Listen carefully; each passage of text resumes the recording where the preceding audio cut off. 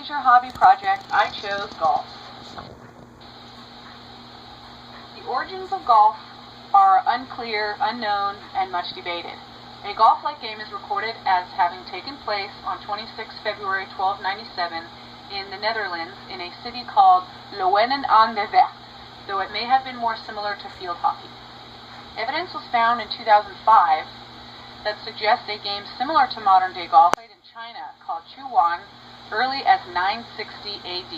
It was played with 10 clubs that were inlaid with jade and gold, which is indicative of wealth and importance by those who used them. The modern game of golf is generally considered to be a Scottish invention. The first documented mention of golf in Scotland appears in a 1457 Act of the Scottish Parliament, with which golf and football were legally outlawed as they were considered a distraction from military archery practice. Shepherds are assumed to have played while collies minded the sheep, as the landscape was perfect for golf.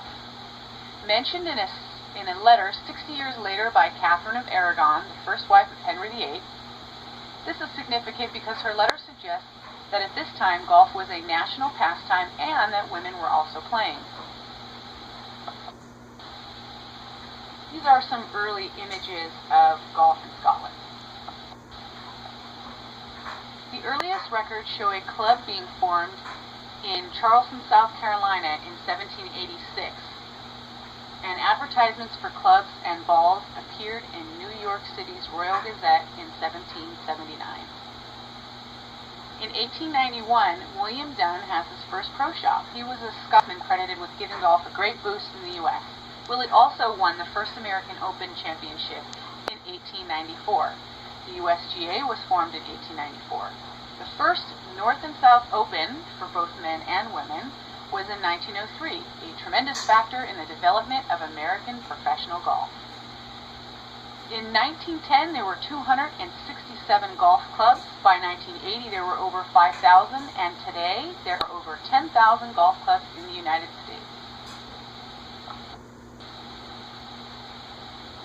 Golf was played by women initially, and here are some images. Golf was an acceptable activity for upper-class women. They had played it since its inception, and it was feminine enough. Early U.S. golf was associated with health spas, which catered to wealthy, middle-class, heterosexual married men and their families, so women had access to golf courses. Women's golf, however, was kept separate from men's golf. Quote, "The masculine image of golf was maintained by keeping women's golf separate from men's golf, and thus allowing for distinct social meanings to develop for each sex," end quote. Golf's conflicts with Victorian ideas of women's leisure prevented many women from playing. Quote from Games and Gaps, "Leisure that occurred outside the home and allowed for expression of emotions also conflicted with the ideal woman's propriety, modesty, and circumspectness requires leisure time, which women don't have," end quote. So again, according to Games and Gaps, women's leisure time was tending to the house and the kids. They didn't have leisure time. Again, there weren't, as we saw in both the Sports Illustrated and Games and Gaps, women athletes are not treated the same as male athletes. For example, Mildred Babe Dietrichson Zaharias, Babe Dietrichson, was a phenomenal athlete in the 40s, accomplishing a rare feat for having won 3 Olympic medals in only one day in 3 different events in track and field. She later turned to golf, where in 1947 she won at least 14 tournaments in a row. But while Babe Ruth was celebrated and loved for his athletic accomplishments, Babe was jeered and considered unladylike.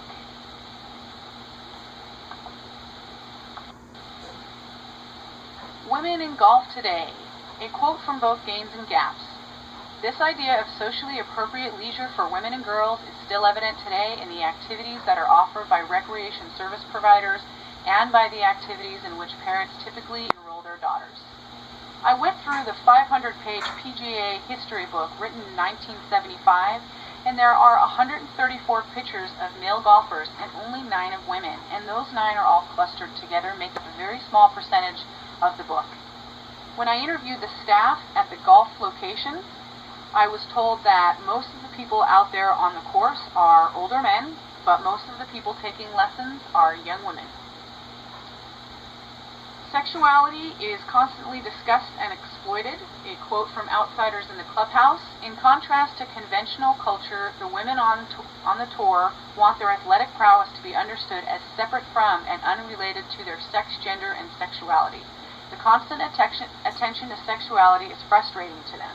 And as we saw in the Sports Illustrated studies related to this verse, discussions for females are about what their outside life is, outside of the sport, rather than their athletic abilities, and discussions regarding men, their athletic abilities. Women are still seen as sex symbols more so than athletes. I Googled women in golf to find out more about women in golf, and this picture on the left was the very first image that showed up. The image on the right was just below it. I also went on Bing and Yahoo and found similar images. I Googled men in golf, and there wasn't one picture of a man in any kind of seductive or sexual manner.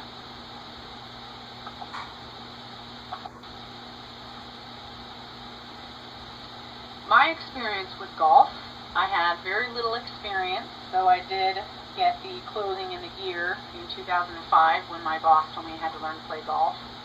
Though that was not a very good experience because they had a tiny little section for women and the rest of the store were for men's, and the selection was not that great, although I admit that I was looking for feminine attire. I chose golf because I have experience with most of the other sports that were offered for this project. The instructor was an avid golfer, my friend Nicole Cook, and we started at the range because I was too nervous to go out on the course. This is my golf bag. Of course, everything's matching.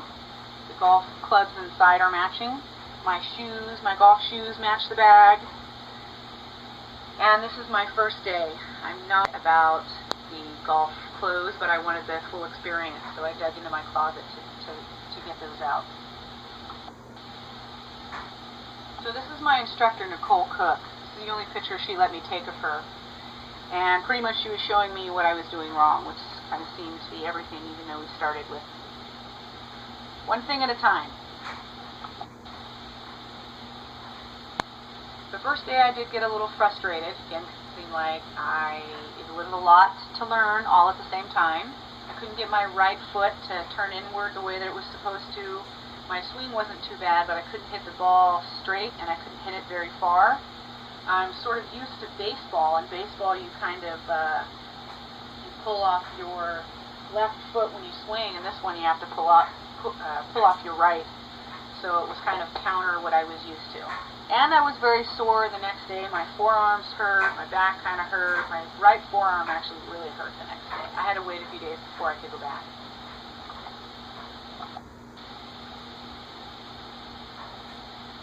This is some more pictures of me golfing. I finally did make it out of the course. I've practiced a few times a week on my own, and once a week with my instructor.